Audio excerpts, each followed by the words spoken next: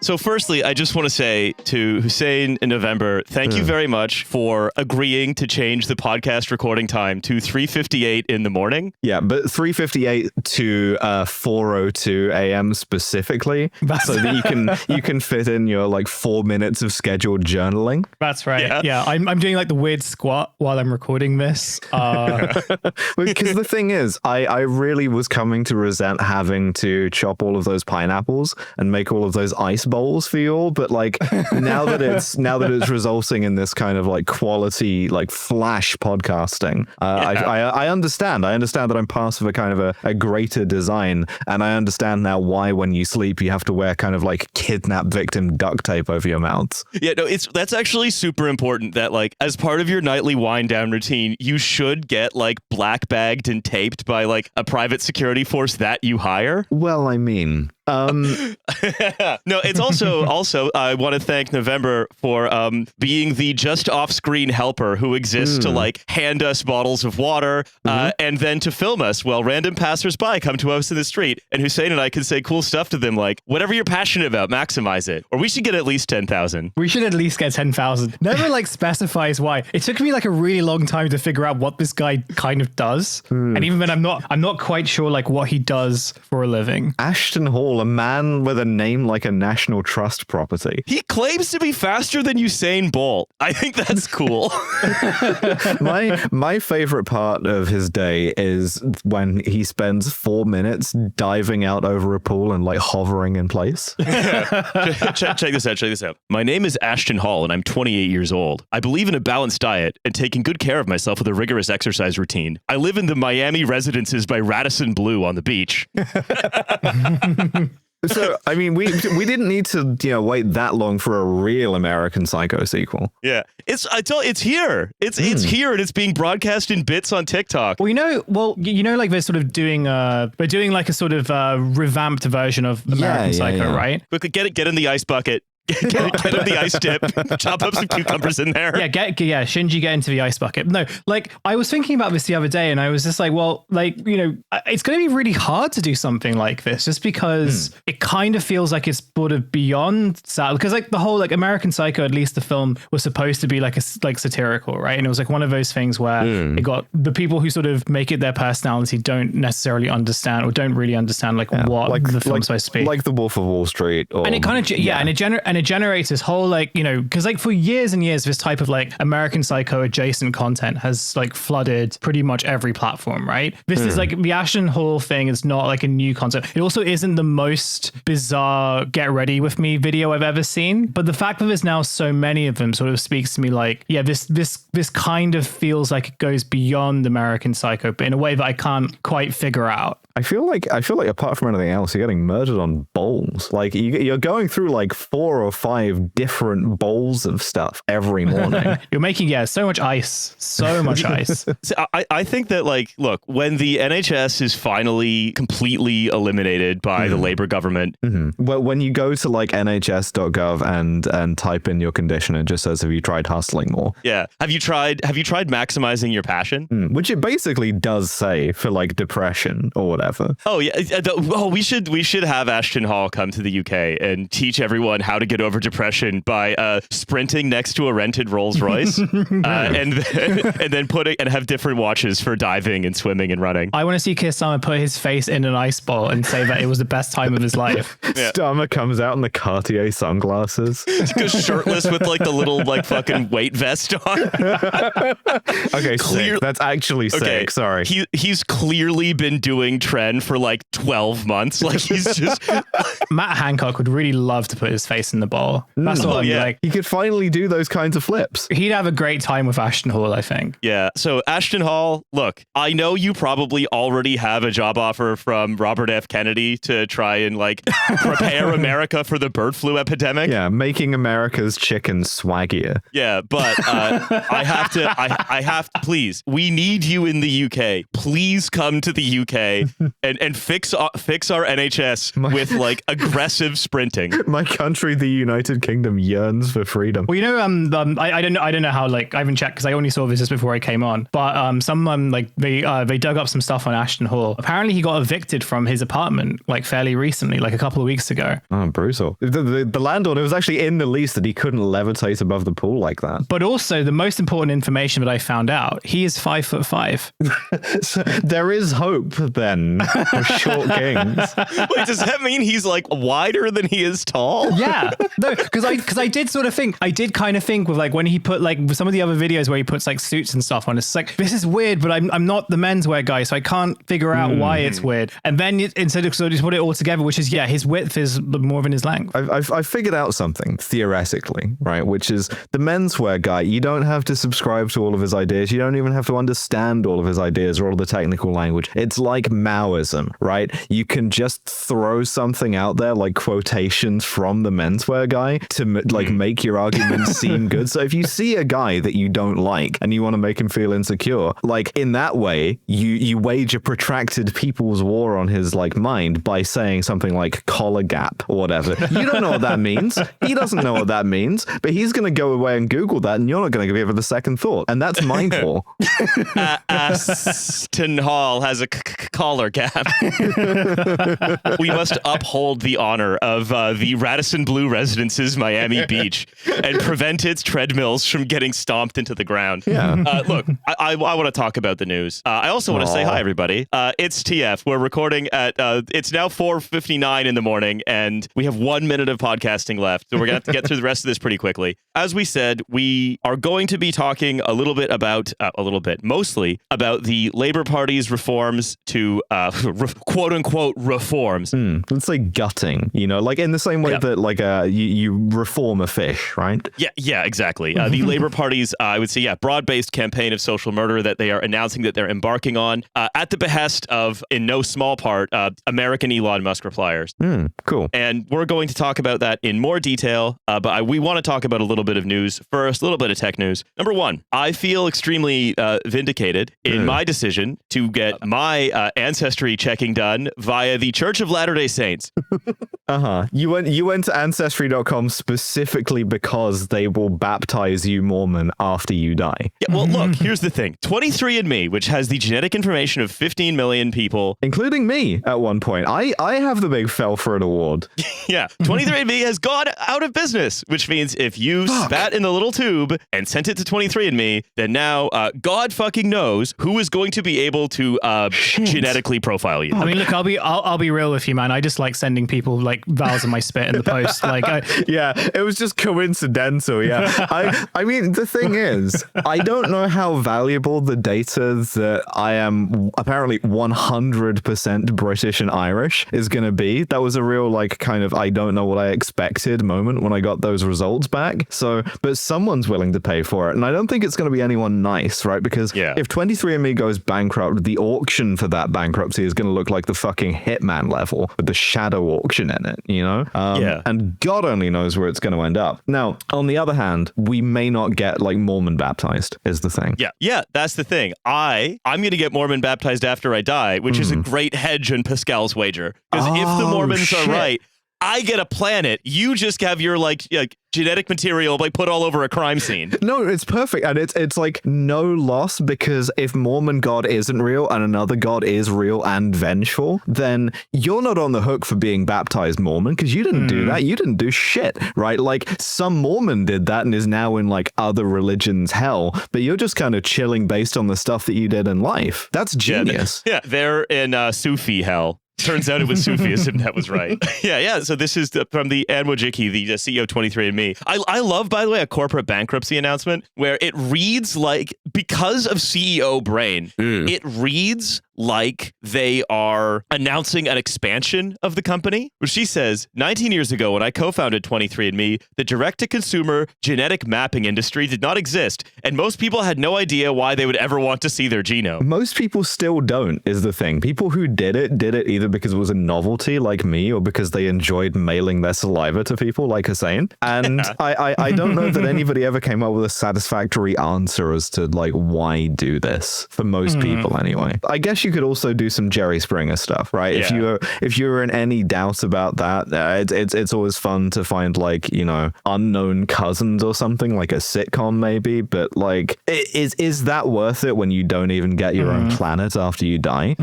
She goes on. There's now a thriving direct-to-consumer industry, and over 15 million people are now 23andMe customers. But also, what were they ever going to buy next? It's going to be like, hey, better check if I'm still white. But it's sort of like The Sims, right? You always want the option to like roll up a better genome, but the only way to do that really is the Elon Musk approach of inseminating as many women as possible. And most people who aren't Elon Musk feel pretty gross about that. So she says, consumers are rising up and asking for more control over their health and want greater knowledge about how to be healthy and why they may have health issues. And I guess we can say, also, anyone who is trying to buy 23andMe out of bankruptcy also wants more control over your health and greater knowledge about how you may be healthy and why you may have health issues. Yeah, which again, because it's like, for I think most people, it's basically a kind of indeterminate result. We're like, yeah, nothing, pretty much, it looks normal to us. That's not hugely useful information, clearly, to 23andMe or even really to anyone who might buy it. So, you know. But the really funny thing, and I didn't know this until I just looked into this briefly, is of course, the company went public with a SPAC. Of course. That's right. Yet again, an absolutely foolproof way to identify total fucking dog shit. Whereas you have an actually foolproof thing in Ancestry, right? Because you have that's Mormon, right? So it's like hollowed out into like a, you know, mountain made of granite in Utah, and like they're specifically thinking about how to survive the apocalypse and live into the Fallout New Vegas timeline with that shit. So people will know that you had a slightly elevated risk of diabetes or something in like 2077. They'll be like, damn, that guy wasn't just from all of the British Isles, he was also slightly Danish. That changes things. Crazy. And you get a planet. Funny thing was, though, from their SPAC, they raised $600 million. Where did it go? What did they spend it on? The little like tubes to mail out to people.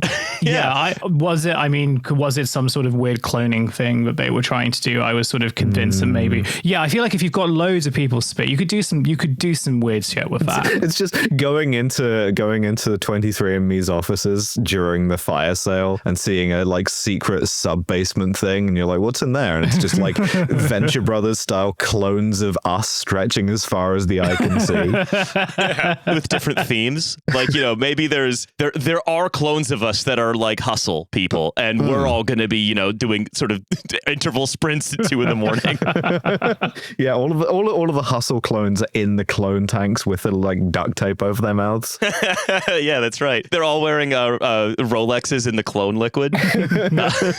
So also, they owed a bunch of money to a company called Coreweave. And Coreweave is I'm going somewhere with this. Coreweave is an AI compute outsourcer. Oh, what the fuck were they trying to do with their like fucking gene base and AI? I've seen Gattaca, nothing good. Yeah, they were trying to make like a sentient computer. Like I'm guessing here, right? What they would have been doing, ginning up an AI offering where they would be trying to use aggregated genomic data sets to look for like non-obvious correlations and stuff, which is something that machine learning, a normal technology that is not claiming to be God, that doesn't require every piece of creative work ever to be like stolen to run, is a real technology and is actually good at that kind of thing. Okay, sure. That's the all I could possibly guess. And whatever it was, it didn't work to the extent that 23andMe's offices are now open and you can go and like rifle through and go find your hustle clone.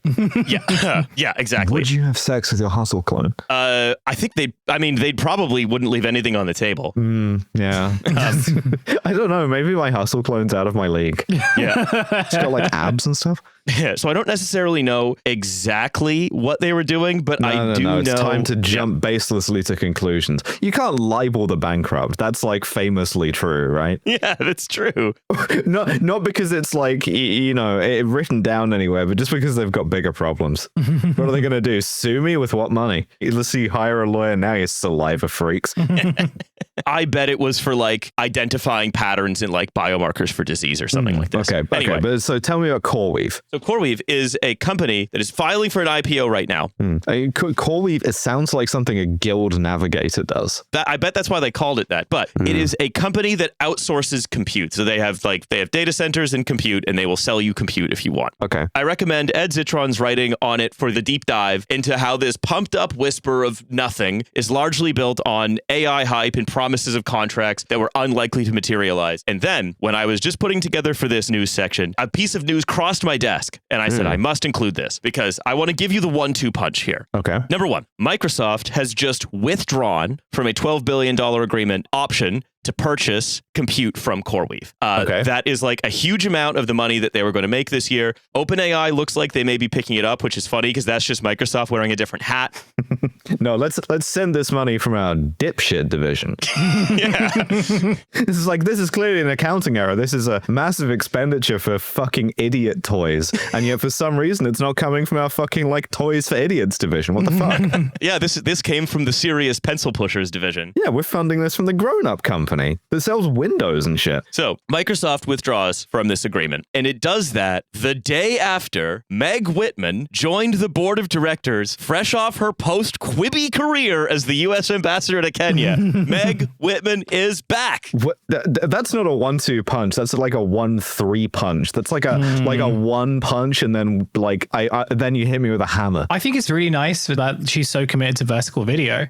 So Meg Whitman of Quibi, the app that gave us like short form Quib content, like Bury Me With My Golden Arm, or whatever. It gave us Murder House. It gave us an experiment of what if all of the fake shows from 30 Rock were real, but also made for vertical consumption on your phone. Yeah. So you were telling me that she got out of that, right? Failed upwards, not a surprise, but specifically failed upwards to US ambassador to Kenya, you said? Yeah. And then she left after Trump got in because she was like, I will not work under him. Cool. The Biden administration was so fucking cool, man. It's just like, who do we get to fill this ambassadorship? I don't know. Fucking the Quibs lady? I don't know. Yeah. Look, it's got to be Jeffrey Katzenberg, Meg Whitman. It has to be one of the two Quibi people. Quibbing is a core skill in the Kenya embassy. Well, maybe it was like sort of related. It was like, well, if Quibi wasn't going to work for like a Western audience, like maybe it'll work in Kenya because maybe in Kenya they use their phones differently. Yeah, maybe Quibi was going to be like the everything app.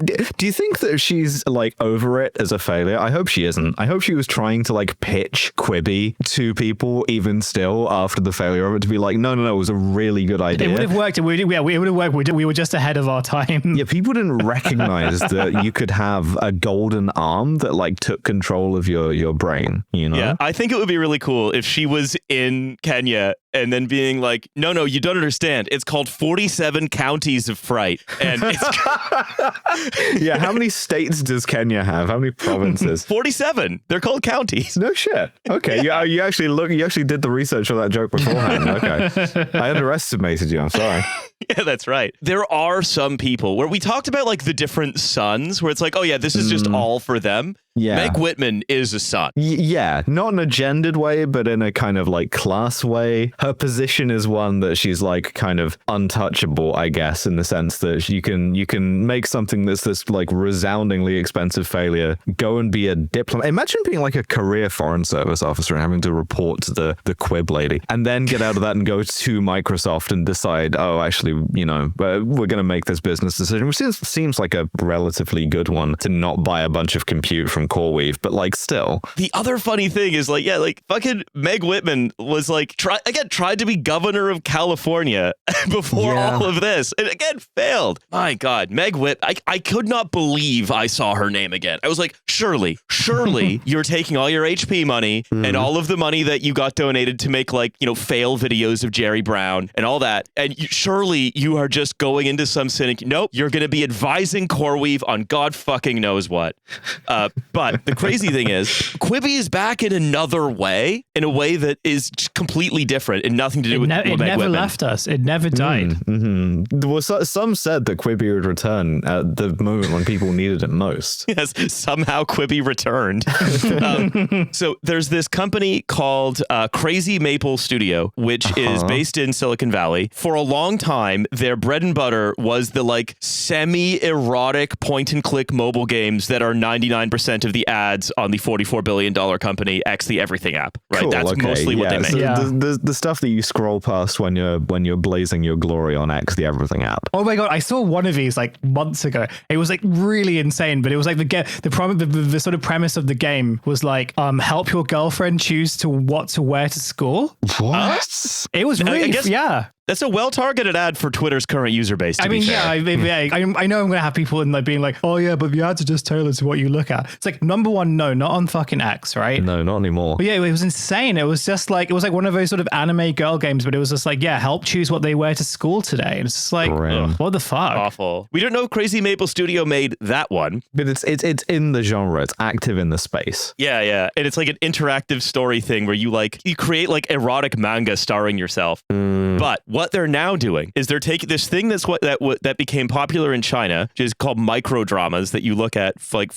with your phone vertical. So Quibs. We found a place where Quibs were successful, and it was China. Well, it's that the micro drama, it's Quibs tried to be like every genre of show, whereas micro dramas are soap operas. They are Right. pure soap operas. Okay. And as far as I remember, Quibi never even really offered that. Like, I'm sure they had one or two, but like, yeah, I mostly remember Chrissy Teigen doing Judge Judy. Like, Yeah, they tried to do like reality shows and then like legitimate drama. that was a real moment in time when both Quibi and Chrissy Teigen seemed unassailable in the popular culture. And it's like, these are both going to be huge forever. I feel like it was one of those things where like only the logic of lockdowns could sort of make that feasible, and you hear that now and you're just like, what insane person thought that would Meg Whitman. Meg Whitman, the current person whose kiss of death has just touched Coreweave. Because like the whole thing, like I'm sorry to keep bringing it back to old Quibi, but it was like the whole thing was just like, oh, Chrissy Teigen's tweets are really like fun and people engage with them all the time during this very short period of time. So we're going to build a show around her posts, which like number one never works, but it was also very much again is just like, no, this only works for like a very like it doesn't even work at all. Like the perception of it works because everyone is kind of just like online all the time, and so this is If I can say, Crazy Maple Studio has cracked it, but because it's for a less developed American audience, instead of doing just normal soap operas, they're doing basically Chuck Tingle novels that they're paying like $30,000 per 30-minute season to produce, such as like Impregnated by the President or Billionaire CEO's Secret Obsession or My Sugar-Coated Mafia Boss. Any of those billions going to the human writer, do you think? They say that they use all human writers. Questions answered by my t-shirt ass response. 100% pure human in this. Yeah, it's like Soylent arguably Green. human. Yeah. So Quibs are back, and they're like, oh yeah, 500 million people watched The Double Life of My Billionaire Husband. I mean, they say. are we going to be forced to sample some Quibs? I feel like I'm making a rod for my own back here, but What I enjoyed watching about 50 States of Fright and Murder House Flip was that they were sincerely trying to do a good job with a lot of money. Yeah. These all cost like $20 and look like they were filmed on an iPhone. cool. But you know what? They're pulling in Spencer Confidential numbers, so Quibi is back.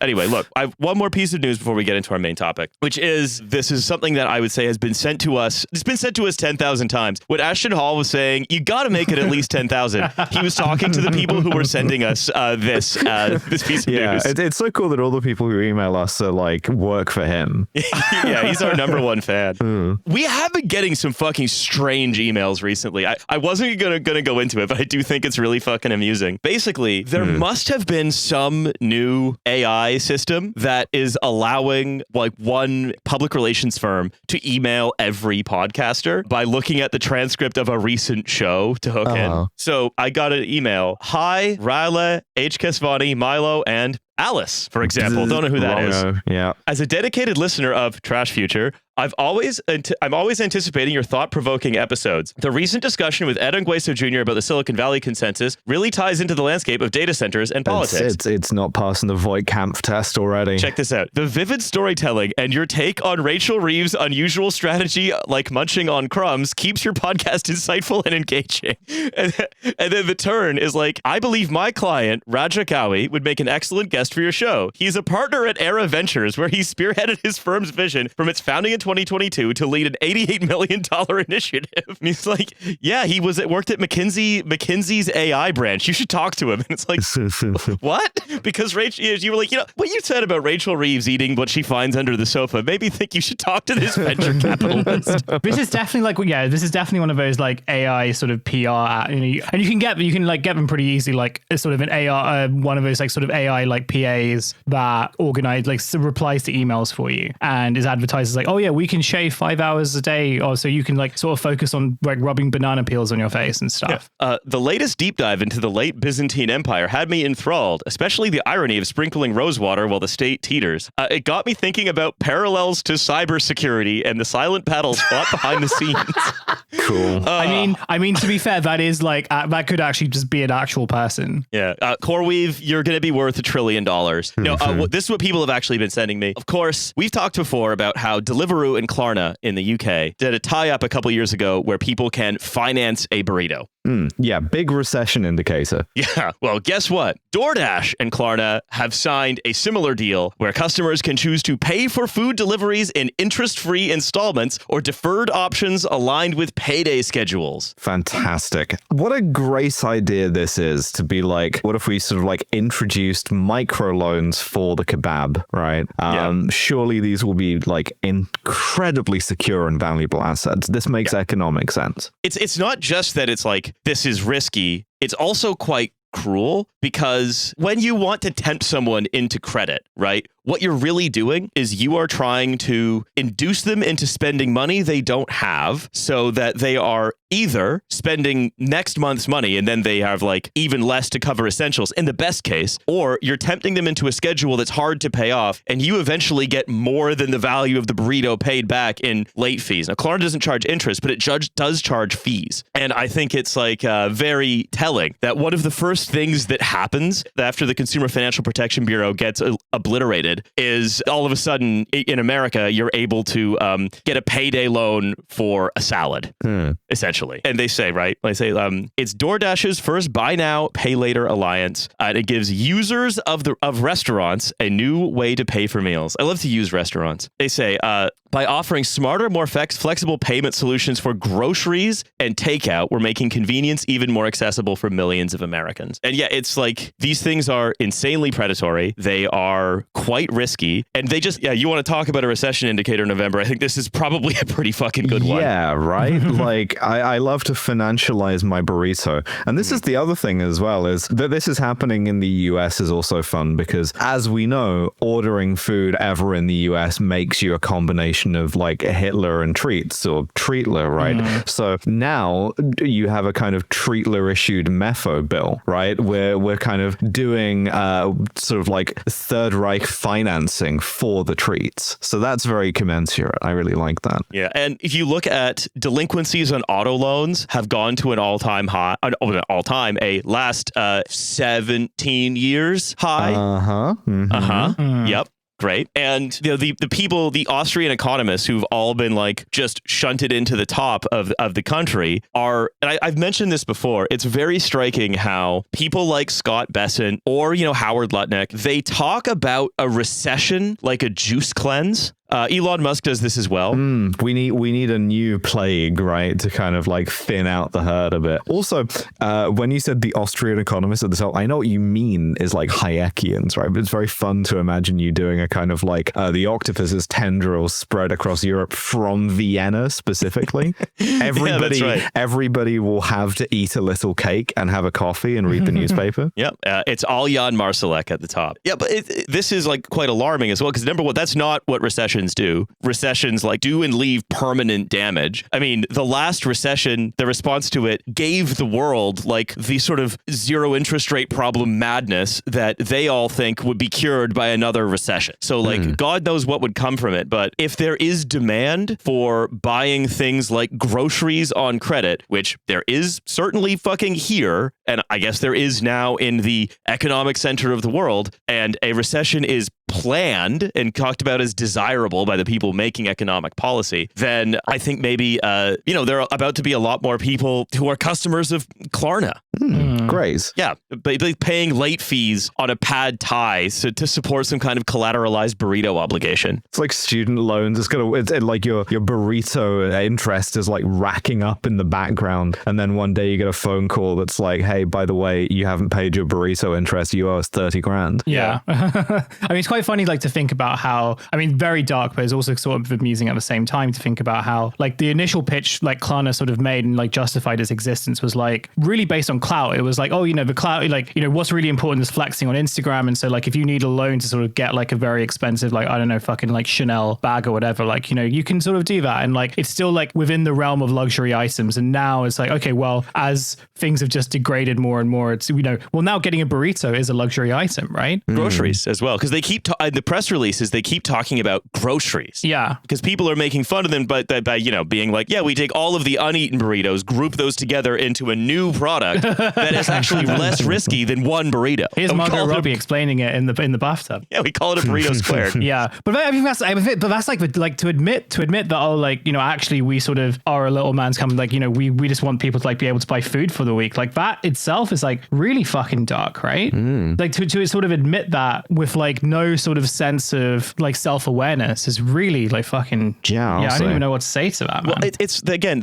because it's just like the 23andMe announcement, right? If you have CEO brain, then everything you're really pumped about everything. Everything's an opportunity. Everything is an achievement. And I think this has become common in a way that, like, especially the American economy structured its main winners in the last 15 years. And even then, people like Ashton Hall are imitating those winners. It's like, people leaving the bottom button of their jacket undone because like the king is too fat to button it up, right? It is to talk and exist as though everything you are doing is a path-breaking innovation, because all you must do is make sure that tomorrow there is more confidence in your product from the financial markets than there was yesterday. Because the thing about Klarna, remember, is they're about to IPO. Oh, great. Just feed all of those collateralized burrito obligations directly into the stock market. Perfect. Thank you. Yeah, great.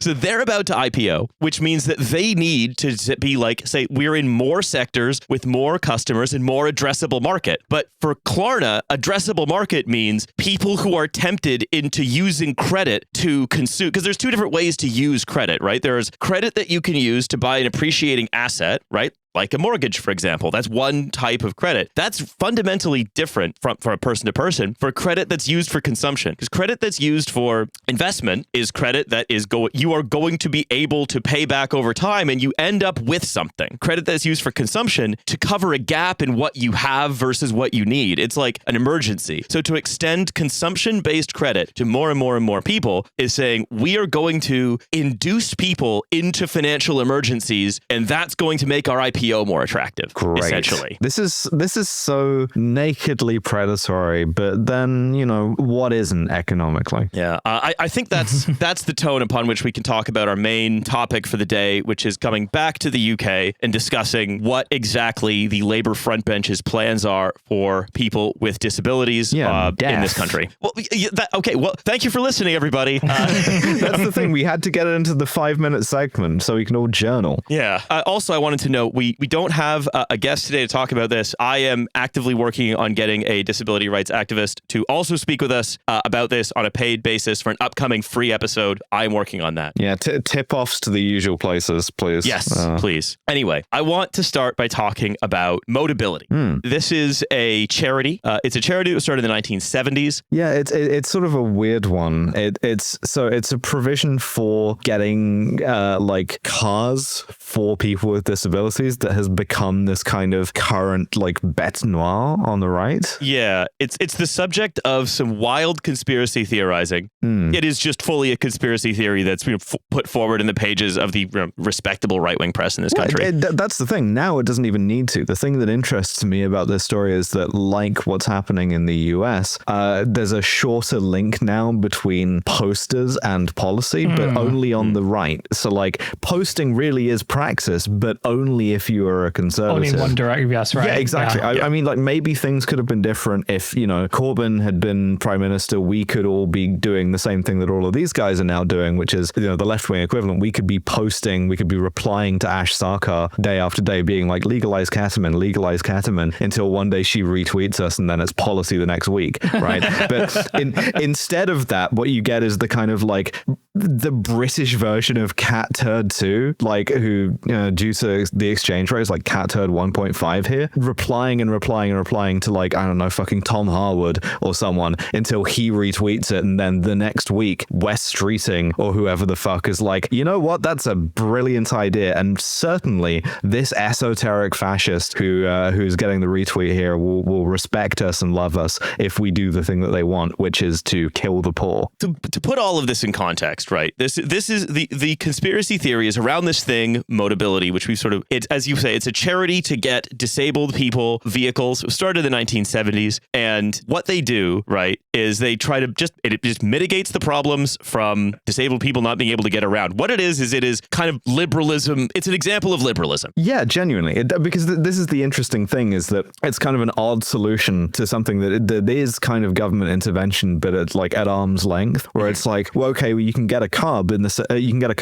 it will be done through this charity that is just gonna like take the sort of like mobility part of your benefits and then lease you a car. But because it does this for so many people and it's kind of like subsidized in that way, it has this huge purchasing power, so it's very cheap. Yeah, there you go. That's actually existing liberalism. That's markets. Yeah, that's markets. You don't like it because it's successful in the market. Sorry. But the thing is, this is kind of transformed, because if you do plug in the numbers to this, you can in theory go, okay, so hardworking everyday Brits who do nothing more than like live peacefully and dream of firing a rocket launcher at a Premier Inn full of migrants, right? Every day they go to work and they're waiting in the rain at a bus stop while a Motability Rolls Royce drives past and splashes them all with a big puddle, right? Yeah. And it's not true. It's never been true, but it's a kind of it's a very kind of Bannon-esque or like Rufo-esque thing of like, well, we can zero in on this one thing that seems like it's like something that could be a wedge, and we're just going to keep hammering in on that. And basically, like, it's one of the things that we're going to sort of talk about, especially as we get into the actual legislation, is that just random posters, the esoteric fascists that are all followed by like senior government figures or senior opposition figures. And think tankers. Again, that's a chain that already existed but used to be longer, right? Those guys used to have to get laundered through into like the press or whatever, whereas now it's like 2 retweets. Yeah, they would like retweet that, for example, someone who's a quote unquote sickfluencer who's then being like, I sneezed and I got a free Motability Rolls Royce. Yeah. Just got diagnosed with anxiety, picked up the keys to the Bentley Arnage the next day. Yeah. And all of that is lies, right? If you have any direct personal experience of what it's like to be in any way sick or disabled in this country, you will know that this is bullshit, right? Yeah, these are people who are going for rage engagement who then either get taken seriously or, to be honest, not. It doesn't matter because it furthers the project in the same way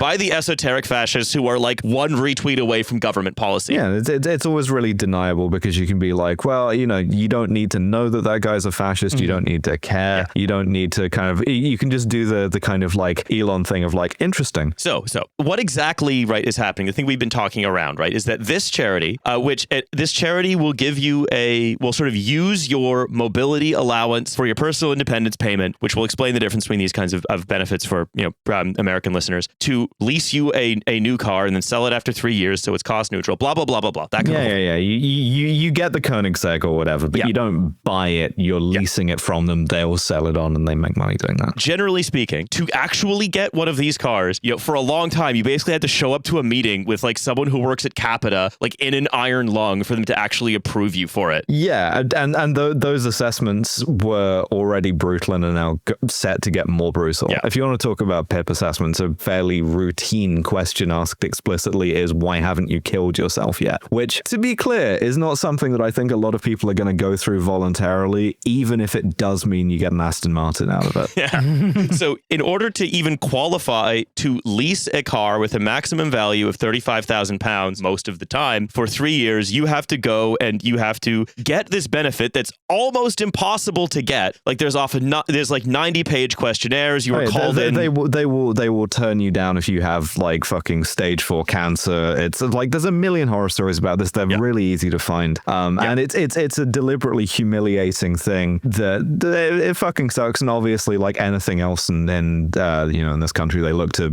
refuse as many people as possible in as unpleasant a way as possible. And the person who's assessing you, by the way, is employed by like Capita or Serco, and all you need is 1 year of experience as a nurse, physiotherapist, or paramedic. So if you've been a physiotherapist for 1 year, right, then your job can be working for Serco, being like, hey, have you killed yourself yet? And, if someone's going to subject themselves to that. Yeah. And this idea that anyone, your kind of like benefit scrounger is going to be like, no, when do I get the Ferrari? Yeah. But this recent press scrutiny, right? Quote unquote press scrutiny, this recent press conspiracy theory is based mostly on the growth in the number of people eligible, which means the number of people who are able to claim the personal independence payment. Yeah, just think about that. Just think about that, right? If you think about this is a deliberately like very, very narrow, deliberately exclusionary view of disability that only allows the most legible disabilities to someone who is looking to fuck you over, and that number is going up anyway. Does that maybe suggest something about the population getting sicker in a way that is undeniable? Right, exactly. Well, and I think this is it. Like whenever like all the sort of stuff around PIP and like all the kind of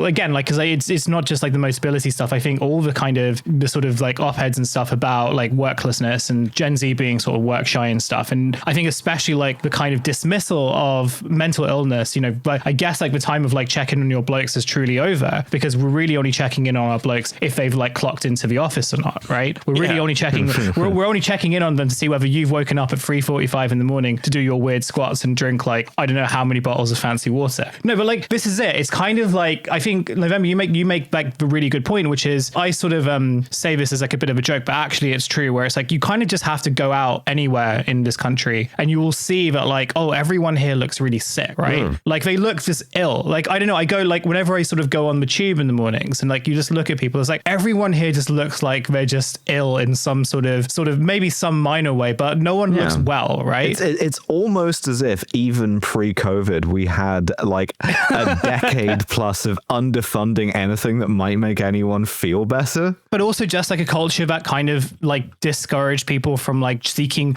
medical help, bearing in mind that we have in theory anyway, like a national health service that is designed for this very purpose, but like a discouragement to do that. And then obviously like the most important thing being like, well, we are living in an ongoing pandemic, right? And we've kind of like ignored all the symptoms of long COVID, but we've also ignored like actual COVID sort of going around currently. We've ignored the idea that like, oh, you can have this incredibly infectious disease that can harm people. Like even if it doesn't kill you, it can sort of like give you long-term sickness that will affect you for the rest of your life. And it was never really properly addressed in any sort of public capacity. And so, I mean, I'll just like sort of end at this point, which is like, this is like something that if you even take like with a modicum of seriousness, all of this will sort of make sense. And so when you read these like op-eds and when you see like these screeds on like your like news channels about people sort of saying, oh, like, Gen Z are just like workless, like work shy neats who just want to watch game shows on TV or whatever. Number one, great ways to live your life, but also like it's a complete refusal to sort of come to terms with reality. And that combined with like a shorter chain of like posting to policy pipeline that now exists. And oddly, like particularly enough, like with the current Labour Party, like it's a lot more beneficial if you are looking to sort of exert any kind of influence to like not engage with the reality of your situation. And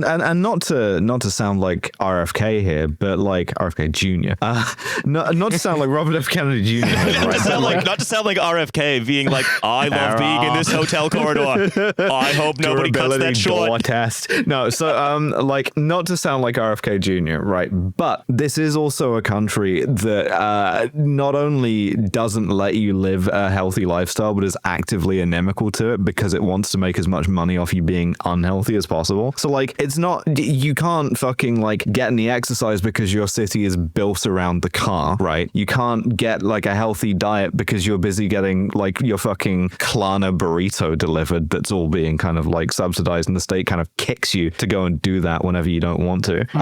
It's sort of like everybody's getting like choked by air pollution again. It's like all of these things contribute. Everybody's like, we've already got an aging population. There are all kinds of things conspiring to make people sicker that not only is the government sort of like not committing anything to addressing, but is actively like, oh yeah, no, this is cool because it'll boost growth, right? And it never seems to occur that any of the growth boosting measures might have a pretty direct impact on how sick people get and how much money that therefore costs to treat them. Well, I'll give it an example, right? Where if you are born in a number of like areas of South London that are near to sort of like the large urban motorways that were built in largely in South London, not and less so in North, then you are considerably more likely to have asthma that will affect you for your entire life. Yeah. Right. And then so you are considerably more likely to be disabled by these kinds of things. Considerably more likely to get some kind of sick hoon car as soon as you get your PIP assessed. Yeah. But as we say, right, like it is astonishing that the reaction from labor frontbenchers, from pundits, from everybody is saying the number of people who are disabled enough to qualify for this incredibly cruel and residualized benefit that the Conservative Party replaced the previous cruel and residualized benefit with in 2012 has like quadrupled, right? And it's like they say, oh, it's weird that it's done that since COVID. That must be scrounging that our aging population got an order of magnitude more health problems. Everybody learned. No, well, that's what it is. During COVID, during lockdown, everybody learned how to hustle. Yeah. Right. Yeah. I guess it couldn't have had anything to do with the fact that there was a fucking pandemic that's still happening. And you're wondering why this country of old people, that's very old country, is getting what that we also raised the fucking retirement age. So of course more people who are technically working age are going to become disabled because they're working for longer and there was still a fucking pandemic. That's why the fucking numbers are up. God damn. And beyond that, the insane cuts in the provision of healthcare in this country that could like better support disabled people or help people from like getting too sick or whatever, like, or the total absence of social care. Perhaps the gigantic rise in the people eligible for Motability, which is if you have PIP and you qualify for mobility assistance, not even necessarily claiming it. Maybe that's because all of the other options for people like healthcare, social care, like sort of community support even are getting smaller and smaller and smaller and smaller and pushing more and more people into one of the few things that is still available. Perhaps what we are really measuring, at least to some extent, is the collapse of other options happening around one of the few things left. Sure is getting crowded in this lifeboat. People probably want all the cool seats in here. Yeah. And so, Richard Tice is saying, oh, cars are going to bedwetting boy racers, which is odd. What? It's like, yeah, there was this fucking Toyota in front of me doing donuts, but there was a streak of piss coming out from one of the doors. It was really strange. Or like Allison Pearson is like, I felt depressed and maybe the government would give me a BMW. I don't know. Go sit through a fucking assessment and see what they tell you. Yeah, Allison Pearson, give it a bash. Well, this is the other thing too. Like in the past, whenever there were like these types of like benefit scrounger types of things, like newspapers would usually send like one of their like piss boy reporters to go and like be like, oh yeah, go see, like go prove how easy it is to like piss your pants and get benefits, right? And like the response to that has always been, subsequently, like, we asked the government spokesperson, we're like, we're going to make the benefit system harder and harder, right? And what's notable this time around is that no one has really done the very obvious thing. Those jobs don't exist anymore. They don't have piss boy reporters anymore. Well, no one sent their piss freelancer out to be like, hey, go to be depressed and see if you can get PIP, right? And I do think that the reason for that is because they are very aware that actually it probably will not yield the result that they want. And it's also a lot easier to just, again, like exist in the commentary at Pipeline, because that is really what like the remnants of these like loss-making newspapers are there for. It is really there to just like speed the conspiracy theory. Yeah. And what we're sort of seeing is there's not even really an attempt to sort of like even manufacture the fiction. It's just like, nope, we're going to completely disengage with reality reality. And again, like whether it's sort of like the reality of the fact that we are still living through a pandemic, but it's still making lots and lots of people very sick, and they have fewer options now than they did back in like 2020, 2021. But also just the reality of like, no, the benefit system is so difficult to navigate and so brutal and so demeaning. But like there are lots of people who are eligible for benefits who just don't want to go through that system because like the amount of like humanity that you have to lose in order to sort of get your pissance is just like at a certain point you're just like, is it really worth it? Reminds me of it's an interesting point you made about the lack of like piss freelancers here, because it reminds me of gender identity clinics, right? Because this was also the thing when that was being pushed, is like, oh, it's so fucking easy to like get transgendered on the NHS that like they're doing it to kids or whatever, and it's like, fucking send your piss freelancer in and see what happens. maybe they tried to do that at the time, like a couple of years ago, and they're still on the waiting list. I don't know. Can I tell you the funny thing about this? Well, I was like putting together this example of like how Motability is being talked about and how it's being used as like this wedge issue to create support for, you know, swinging cuts to disability, right? When I was doing that, I was like, oh, there's like a fact-checking website article about it. And I read it and I was like, wait a minute, this is from 2011. This is fact-checking a Daily Mail article from 2011. This is the thing, that you could take multiple runs at it, and even when it fucks up, even when it doesn't work, you just come back to it, and when the conditions are slightly more favorable. It's like nothing, like suppose there is nothing new, because as long as people with disabilities exist, people in charge of a like liberal, neoliberal, whatever you want to call it, the ruling class of a capitalist system will always want to see them subjected to Victorian conditions of care, which means dead, right? That's it. By the way, little producer's note, you might want to cut the Alison Pearson suicide joke. And so like this is a campaign that has been waged by government frontbenchers, have been like gleefully doing as much as they think they can for a long time. That's what the introduction of PIP was by the conservative government. And then at the same time, it's always demanded that it goes further, because there is this popular mythology that are just out of view and always anecdotally verifiable, right? There are a group of overlords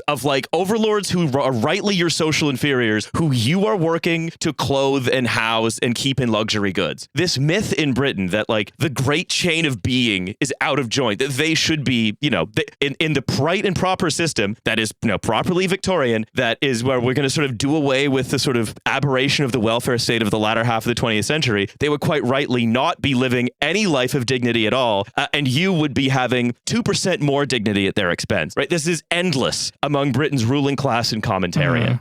And, you know, like we indicated earlier, all of this, there is a direct line from Wes Streeting. Wes Streeting goes on GB News and then says, you know what? This shows that something does have to be done about the benefit system, because if this many people are getting free Rolls Royces, then clearly there's a problem, right? So it goes from a fucking groiper not even via a think tank anymore. It goes from a groiper to MPs in like Reform to Wes Streeting, who just loudly agrees with them, you know? And the thing is, Wes Streeting's not being tricked by the groipers. Liz Kendall is not being tricked by the groipers. They very much want to do it. Liz Kendall has been talking about wanting to basically eliminate sickness benefits in this country for all but people who she would class as actually unable to work, which might be, I don't know, some small percentage of the people who are currently on disability benefits, right? She's been talking about wanting to do that for years. This is something that she has been wanting to do for a long fucking time. We've talked about this before. She has made plans. We've talked about her plans to basically replace, like, you know, disability benefits with work coaches for a long fucking time. And it's all served by this folk mythology that we talk about. So look, we've run over the amount of time that Nova's able to be here, but I didn't want to leave this sort of just at the end of the Motability example. I want to talk about what they're actually doing. So the government is trying to cut £5 billion from the budget of what is paid in benefits, largely by changing the threshold of who is able to claim PIP. So Liz Kendall says that she's going to create a more quote unquote pro-work system to encourage people to take up jobs while protecting those who cannot work. Cannot, of course, being assessed by that like circo physiotherapist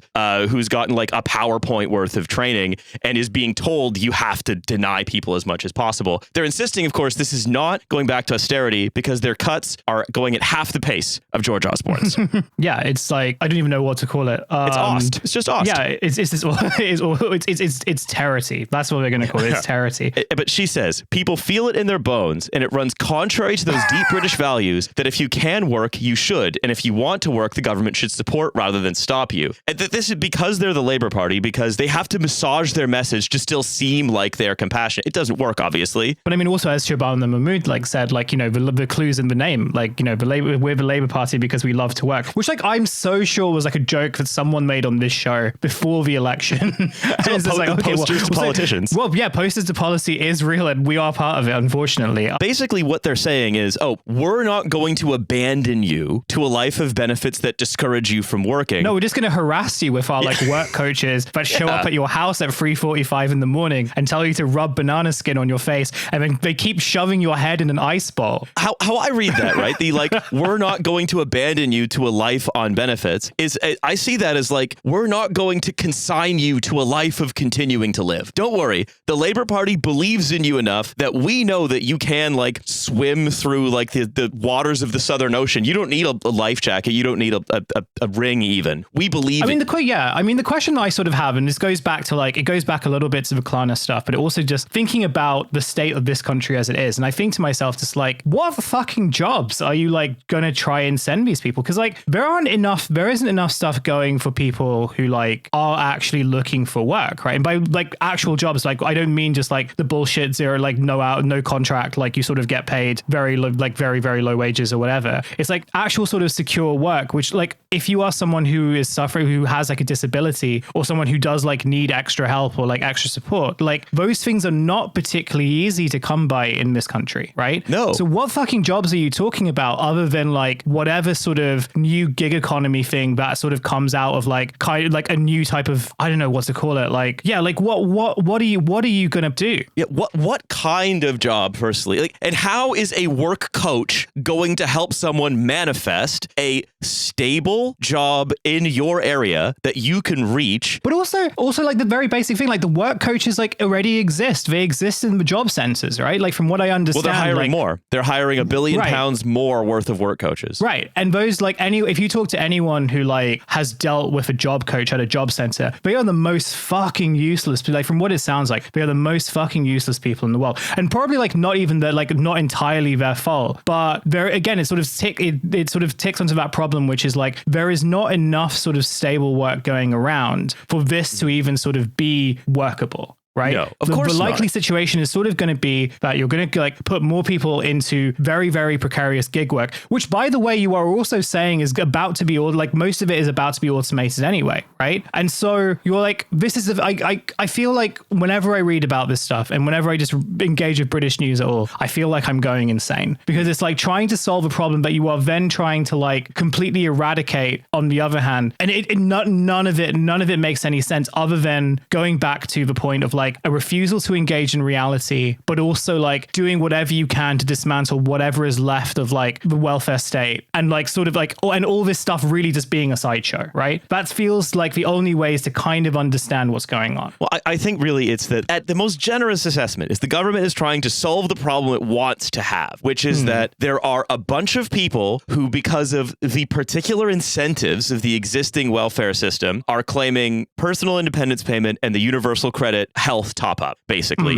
which basically says, okay, if you ever go into work, you will lose money from your benefits. And they're saying, okay, well, that must be that quirk of the welfare system must be the thing that is driving so many people into benefits, because there is an incentive to they're saying there's an incentive to not have work. But number one, it's okay, very little evidence has actually been presented for that. Firstly, no evidence for that has actually been presented for that. The actual analysis of why and this is, by the way, I found this on the Disability News Service, the actual analysis for why the numbers are higher, they're delaying it until after this gets legislated. Right. Cool. So, okay. Yeah. So they're basically, the only game in town is this claim that it's it's just a quirk of the incentives. It's not that people are being made to be unhealthier, or just there are disabled people who exist.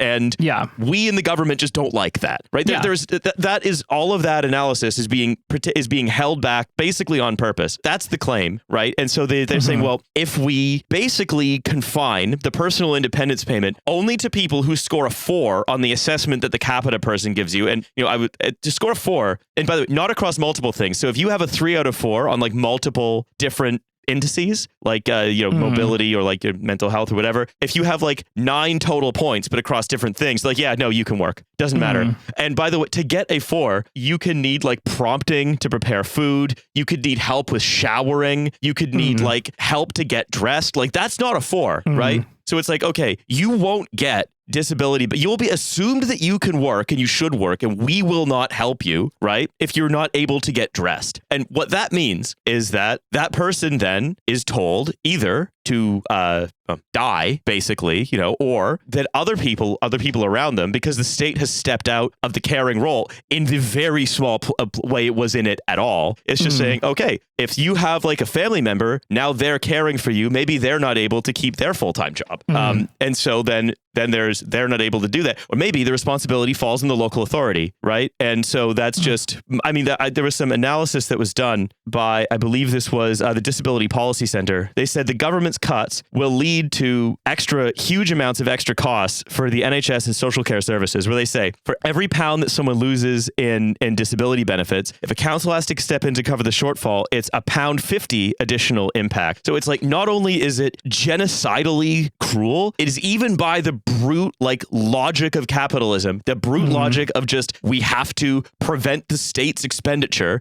It is even economically deranged. And yet it is being gone ahead with because, in part, there is this folk way, this like uncle way of knowing in Britain that insists that basically every person, unless you know them personally, is faking it, and that they need to be and that they need to just be encouraged into whatever jobs there are, wherever they are. We assume they'll be fine because, of course, capital never needs to be disciplined into providing jobs. People just need to be disciplined into, I assume, manifesting, as you say, Hussein, the right kind of stable job that can provide the reasonable accommodations that you might need. Yeah. Again, like it's just a complete refusal to engage with reality. And like that sort of seems to be the pattern that we are seeing across like multiple different like policy making strategies. And I guess like the current Labour Party's view of politics. Yeah. It's just, it is to be like where we are George Osborne, but don't get mad at us. That's right. Basically. That's correct. Yeah. You're not allowed to be mean. So the structure here basically is they're taking away the work capability assessment from the universal credit health top up. And they're saying, okay, it's all just PIP now. It's one assessment, and the only really way to get the actual personal independence payment is to be quite profoundly disabled. We assume everybody else is going to be able to work to some extent, and then instead of getting money to live, they're going to get a mindset coach